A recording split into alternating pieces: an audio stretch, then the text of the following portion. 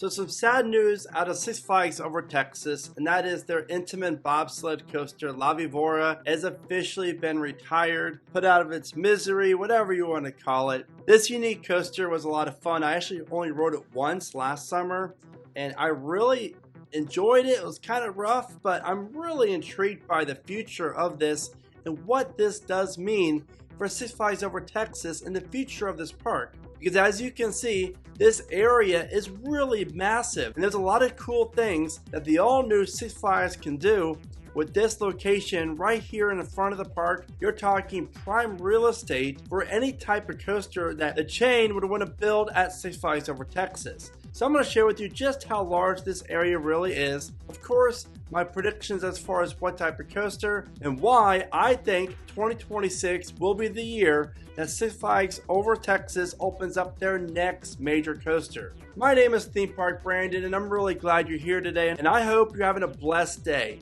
Now, this ride, again, it's been rumored to be removed for a while now. That is confirmed, which is great news for Six Flags over Texas, because if you've never been to this park, there really isn't a ton of room for new coasters to be built at, unless the park got really creative on just how they can fit in their next major coaster. And it's been quite some time this park has seen just that, a brand new coaster. We all know that Aquaman didn't open up until 2022 or even 2023. The Mach Power Splash, it's a fun ride. I really like this coaster. And the coaster before that was the Joker. So the last real major coaster, believe it or not, that's been added to Six Flags over Texas. Mind you, the park is located right in the dead center of Dallas and Fort Worth. So we're talking millions and millions of people all around the park within an hour's drive. And I just looked it up. There's over 8 million people live in the Dallas and Fort Worth metro. That is a ton of people. Not to mention people that travel up from other cities like San Antonio, Austin, Oklahoma City, etc. to go visit Six Flags over Texas. And I don't think any one of us thought that once the new Texas Giant opened up in 2011, that would be the last major full circuit coaster to open up at the park. And that stat is really hard for me, and I'm sure you as well, to wrap your head around, because again, this is one of the major Six Flags parks, and yet very little investments for them. And I really feel like that now that the merger has taken place, that the Cedar Fair management, they've always wanted a park in Texas.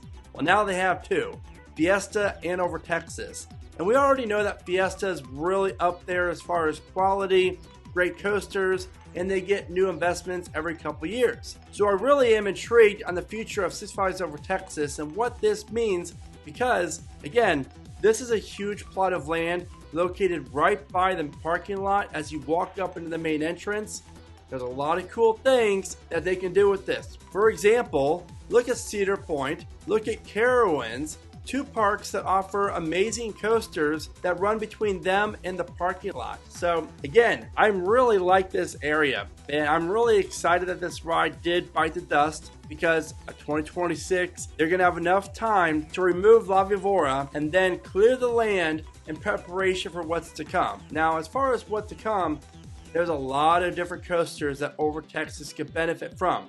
Now, here's one thing that I am very intrigued about, and that is over Texas could definitely benefit from a higher capacity coaster. And definitely another coaster out there that features multiple inversions that you're sitting down on. And those coasters are Shockwave and Mr. Freeze.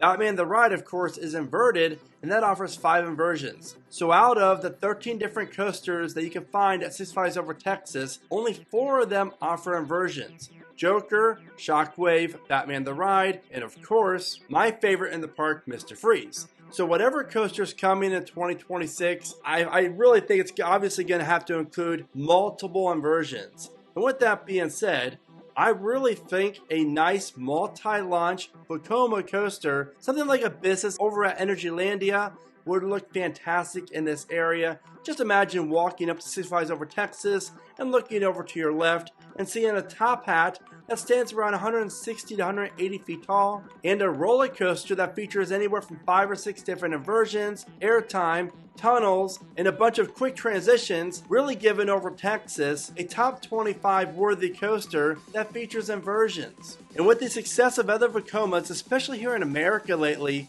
I really feel like this has to be on the table for the park, at least a Vekoma coaster, because there's a lot of great things that they can do with this area of the park, including revamping this entire front area of Over Texas.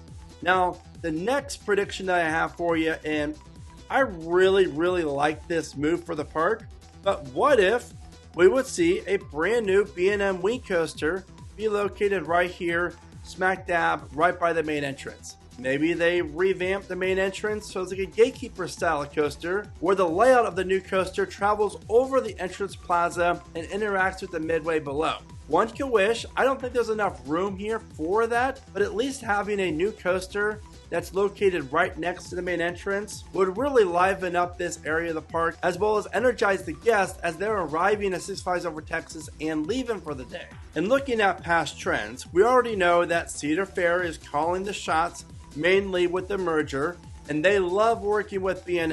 And with King's Dominion set to open up Reptera in 2025, this awesome looking B&M Wing coaster, I could easily see Six Flags wanting to duplicate the success that Reptera is going to bring to King's Dominion for Over Texas. We're talking a high capacity coaster that the GP are going to love. If a ride like Reptera would open up in this location of Over Texas, I guarantee you this, it's going to be the most popular ride at the park. You're going to see the longest lines. The guests are going to love this ride and eat it up and ride it over and over again. As a business move, that's not the type of coaster that I would want for Over Texas, but it's a very smart move for this park, especially post-merger. When trying to bring in more guests to this park, remember there's over 8 million people that live within about an hour's drive of Over Texas. And finally, my last prediction would be a brand new record-breaking B&M dive coaster. I would say anywhere from 250 to 265 foot for this plot of land. That would be a really solid addition for Over Texas. What I like about this is they can easily market this as the tallest coaster in Texas, because right now it's the park's Titan coaster that stands at 245 feet. So we're only talking around 5 feet or even 10 feet higher than that.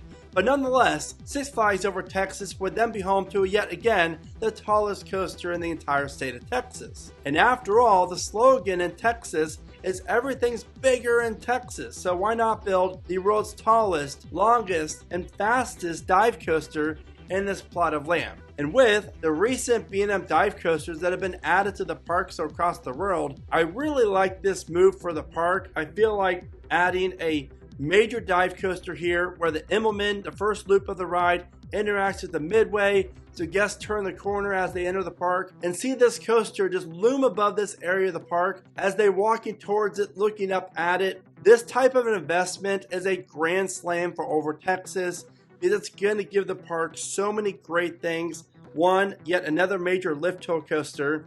Two, the tallest in Texas. 3, we all know that GP absolutely love the dive coaster concept, and even with Dr. Diabolical located down at Fiesta around 5 hours away, that's okay, because both of these parks offer Batman the Rides, the same inverted coaster, as well as a few other clones at both parks. But either way, I'm definitely thrilled about Six Flags Over Texas's future post-merger. I felt like the old Six Flags just focused on Fiesta and kind of ignored this really charming park located in Arlington. But if I was a betting man, this is how I would rank each coaster's probability of becoming the park's next coaster. With a 30% chance of happening, the Vekoma multi-launch coaster really could happen and open up in 2026. Also, with a 30% chance of happening, I do think the B&M Wing coaster could be coming next year as well. And then with a 40% chance of happening, I like the dive. I said this in past videos that a dive coaster really does make sense for Over Texas, and having it loom above the park, be the tallest coaster in Texas, it's hard to argue that that is not going to be the best return on investment coaster for Over Texas. Now, if you're wondering how I rank every single park in the Six Flags chain, yes, all 26 of them, then the video at the bottom of your screen is just for you. With that being said, what's your thoughts on Six Flags Over Texas in 2026? You know what to do, let me know in the comments. This is Theme Park Brandon, and thank you so much for watching. Remember to smile today, think positive, and keep riding coasters.